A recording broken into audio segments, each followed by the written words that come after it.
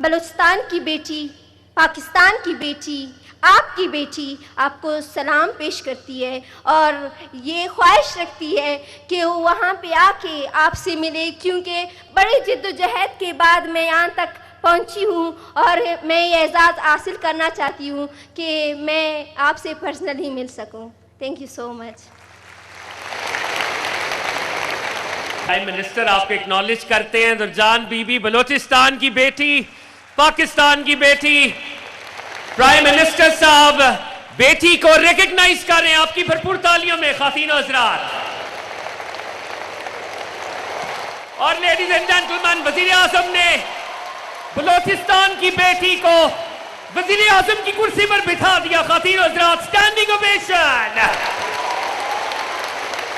भरपूर तालियां।